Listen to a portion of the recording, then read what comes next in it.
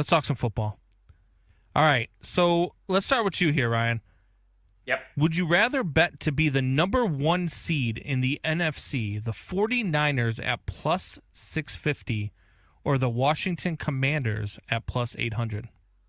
I'm so glad that you started with me here, Brando, because I've bet something on both of these teams. I'm going under on the win total on the Commanders. I do wish it was 10.5 rather than the 9.5.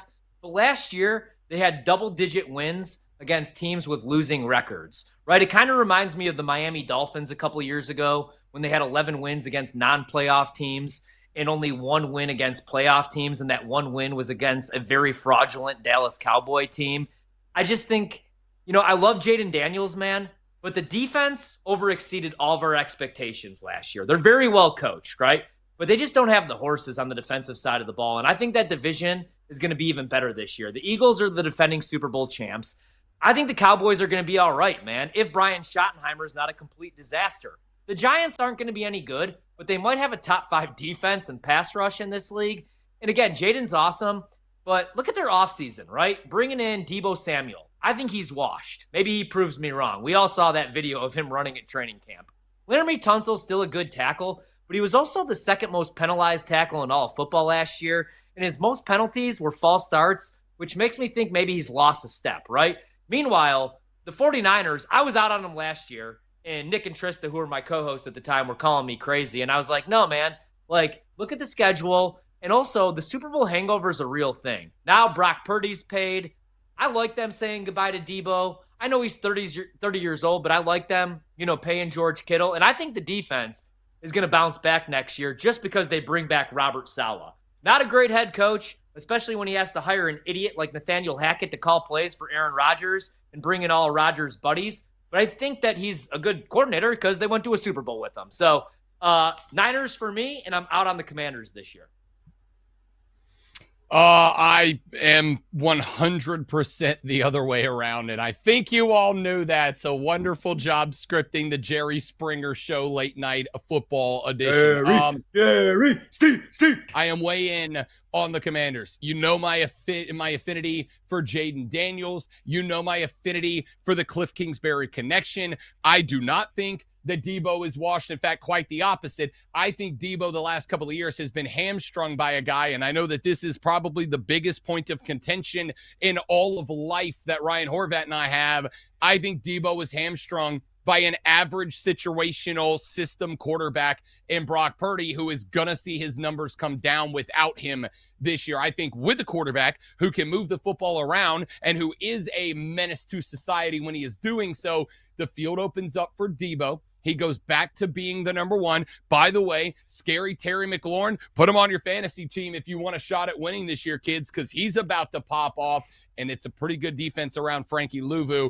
I will take the Commanders as my pick between these two.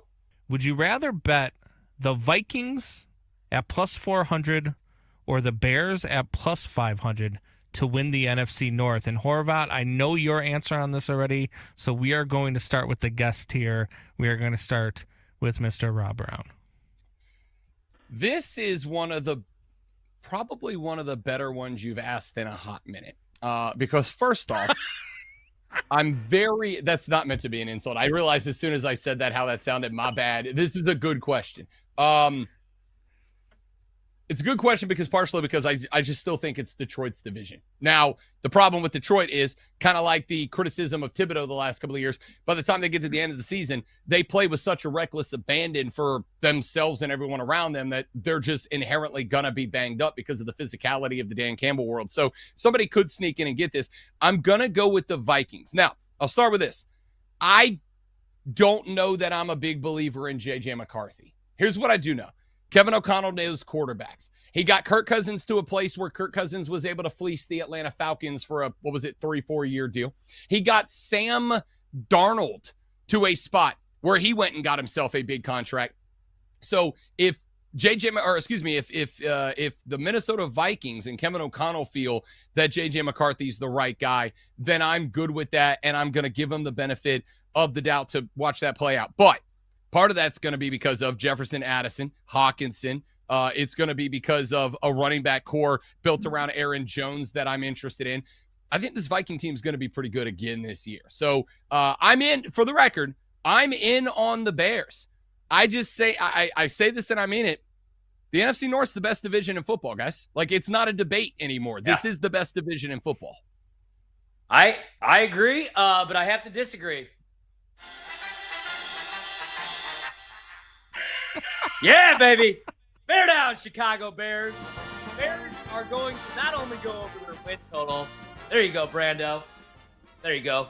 They're going to win the NFC You forgot North. that we have a board with sounds.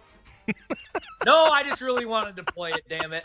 I wanted to play it myself. I want to feel in control again. Bears are going to win the NFC North because Ben Johnson is the real deal. There were people that when Sean McVay got hired at 28, 29 years old, whatever it was, and he came in there and he was like, hey, guys, eat your chunky noodle soup. They didn't believe that he was the guy because they thought he was too young. Ben Johnson's the guy, right? Jared Goff. Everybody loves Jared Goff now. Kenny, who runs the board when Brando's out, he's got his jersey. Here's the thing about Jared Goff. He was once benched by Sean McVay for a man named John Wolford. If any of you three on the show tonight could find me where John Wolford is currently, I will give you $100 of Brad Evans money. All right? Jared Goff, since then, has had 3 straight seasons thrown for over 4,000 yards. I know there's a lot of haters out there saying, oh, the Bears got it wrong again. They should have drafted Jaden. I like both guys, right? It's kind of like I like Caitlin Clark and I like Angel Reese, right? I think I could do that. I like both guys, but I think Caleb's going to be the better pro. I still think Caleb Williams, you could write it down. Here's another Friday. Write it down. Take a picture. I don't give an F. I think Caleb will have the better career than Jaden Daniels, and I think Ben Johnson is going to do good by him because no longer will Caleb have the opportunity to hold the ball in the pocket for 3.5 to 4 seconds. He's going to be under center. There's going to be more play action, more bootleg stuff. Ben Johnson looked at Jared Goff's tape, and he was like, here's what he could do. There's a lot. Here's what he can't do. There's a lot. The Bears rebuilt that offensive line. I'm not worried about the defense. I would like them to add another pass rusher, edge rusher if possible. The other thing I love is Ben Johnson knows that division like the back of his hand, man. The Lions are the favorites. Dan Campbell, I know there's a lot of Dan Campbell guys out there. Let's find out how good Dan Campbell is this year, right? We love him when it's 4th and 5 and he's going for it. Are we going to love him if they're 2 and 5 and he's making those decisions? I'm all in on the Bears, kids. Get in while you can at 5-1. Woo! I love how hyped you are about my Bears, even though you're a Packer fan. You got that big old ugly cheesehead sitting behind you. That's Aaron Rodgers. I'm a Steelers fan, damn it. So I can't get there with the Bears. But if I was going to bet either the Bears or the Vikings, I'd probably bet the Bears instead of the Vikings because I'm with you. I'm all in on Caleb Williams. I think Caleb Williams had the exact same passing season. Actually, I know that he had the exact same passing season as Jaden Daniels did last year. Jaden Daniels just had a better team around him and won more games because he had a better team around him and actually had a coaching staff. So I would go Bears here as well.